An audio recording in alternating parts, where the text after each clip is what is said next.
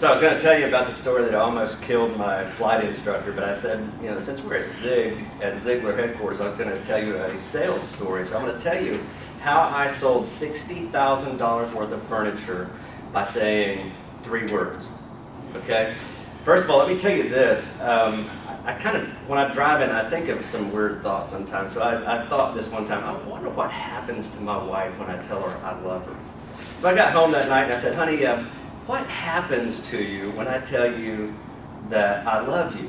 And she's from Honduras, so English is not her first language, so she uses a lot of hand expression. She says, my heart goes... And I started thinking, like, mine doesn't when she tells me. I mean, come on guys, help me out. It doesn't. But then I overheard her at church 2 weeks later saying to 2 other girls, she said, I really respect what my husband does. And my heart went, okay? So I say that story because I thought of that verse, husbands, love your wives, and wives, see to it that you respect your husbands. And I realized that we talk different languages. And then I thought back about the time that I was selling furniture, and I realized back then, now I know that there's 4 types of people because of the DISC. I thought there were only 2 types back then. The type that you can play with and the type that you can't play with. And I noticed as people would come in through the door, and by the way, they wanted me to stand 12 feet from the door, and when the victims would walk in, the clients, they wanted me to do like this. Hey, welcome to Hank's Fine Furniture. My name's Dave. How can I help you? And I hated that approach because it wasn't me. I'm a laid-back farm boy from Georgia, and so I asked them, can I kind of refine that and make it me? And they go, yeah, but I want you to keep that excitement. So I toned it down a little bit, but I noticed when I would say that, everybody would say, oh, we're just looking, right? That's what everybody says. The type of people that you can play with kept walking towards you and maintain the eye contact. The type of people that you can't play with, they would actually like turn and break eye contact and say, oh, we're just looking.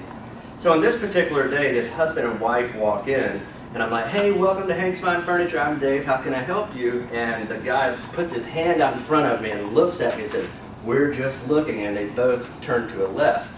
Here's all I said. When you're ready, raise your hand. And an hour later, he raised his hands. So I go over to him and he says, he comes right here beside me and leans in. The same guy that said, wait, right here, and he says, so here's the deal. We sold our house with all of the furniture in it, and we bought a 5-bedroom house with no furniture.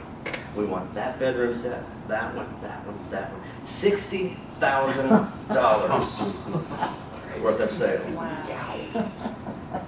And I say that because selling ain't telling.